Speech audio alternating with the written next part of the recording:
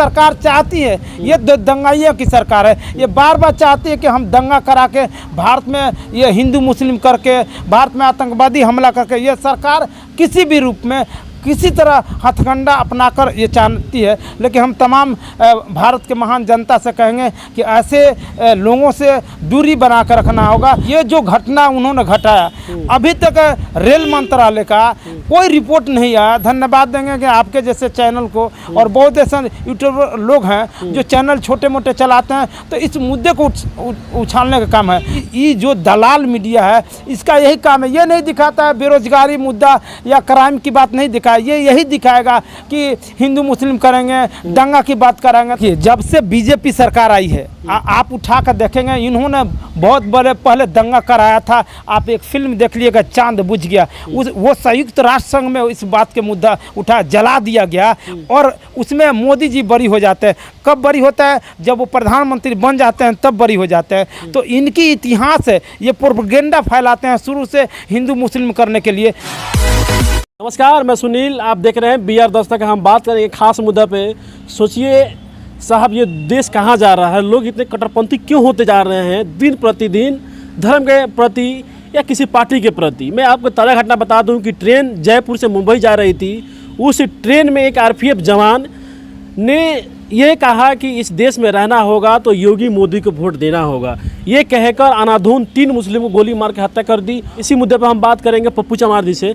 पप्पू चमार जी, बताइए आखिर लोग इतना कट्टरपंथी क्यों होते जा रहे हैं? देखिए, जब से बीजेपी आई है, ये बीजेपी का एजेंडा ही है कि हमें दंगा कराकर ही राजनीति करना। आप इतिहास, इनकी उत्पत्ति गुजरात से होती है, और गुजरात में भी इन्होंने दंगा कराकर ही आए थे लोग। अब फिर ये चाहती है सरकार कि हम दंगा कराएं। तो मैं कहना चाहता हूं कि ये विश्व का सबसे बड़ा लोकतंत्र है। ये तो कभी नहीं होना जाएगा कि किसी का मनमानी चलेगा। यहाँ सबका बात होती है, सबके आप देखेंगे सर्वजन हिताय सर्वजन सुखाय। बहन जी का ये नारा है कि सबका साथ सबका विकास। ये गौतम बुद्ध का भी नारा था, तथा गौतम बुद्ध का भी नारा था, सर्वजन हिताय सर्वजन सुखाय। तो ये पाली भाषा है, बहुत लोग नहीं जान रहे हैं, लेकिन इन्होंने 2 कॉपी किया है, क्या बोलते हैं, बीजेपी वाला। मैं ये कहना चाहता हूँ, इसे आदमी बार बार हम शर्मिंदा हो जा रहे हैं। ये लोकतंत्र विश्व का सबसे बड़ा लोकतंत्र है, और इस देश में अगर इस तरह की घटना हो, इसका हम निंदा करता हूं,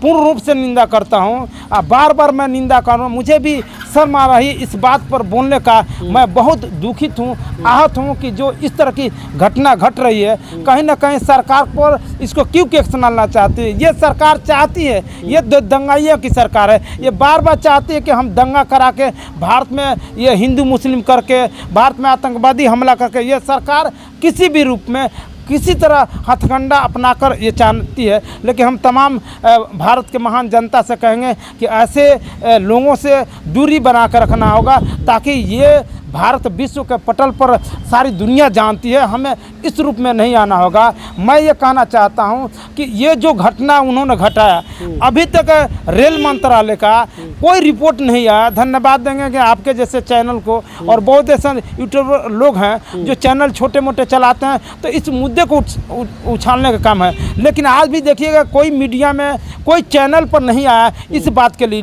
डिबेट के लिए।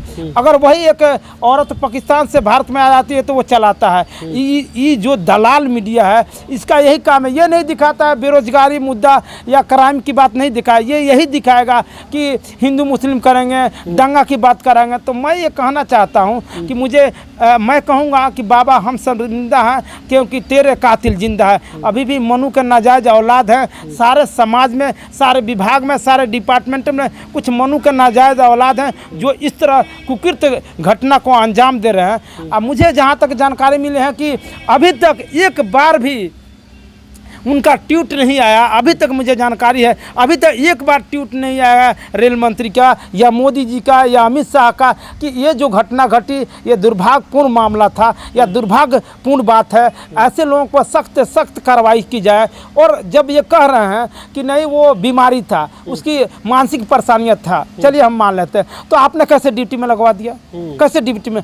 आप भारत में माहौल बिगाड़ना चाहते हैं। इलेक्शन आ रहा है 2024 में, ये खौफ दिखाना चाहते हैं कि ऐसा करें। लेकिन मैं ये कहना चाहता हूँ भारत की महान जनता से, शायर इकबाल साहब कहे थे, ये माली इस बगुआ को बहार दो, फूले के खिलने दे, बबुला को चहचहाने दे, भौरा को मराने दे। फिर से आइए एक बार चट्टानी एकता का परिचय दे, फिर से मिल्लत कायम कीजिए, फिर से भाईचारा स्थापित कीजिए और ये दिखाइए, एक वोट से इस तरह चोट दीजिए ताकि ये बीजेपी सरकार समाप्त हो जाए, ये दंगाइयों की पार्टी समाप्त हो जाए, ताकि ये समरस समाज की बात होगी, यहाँ समतामूलक समाज की बात आएगी। ये गौतम बुद्ध की धरती है जहाँ आपने यहीं से पूरा विश्व में शांति का उपदेश दिया है, तो ये उपदेश देने के काम करेंगे। ये अपील करूँगा बिहार के और भारत की महान जनता से कि आप कहीं ना कहीं इससे अलग हटकर आपको आना होगा, जाति मजहब से उठकर इस भारत को लोकतंत्र के ये मंदिर है, उस मंदिर को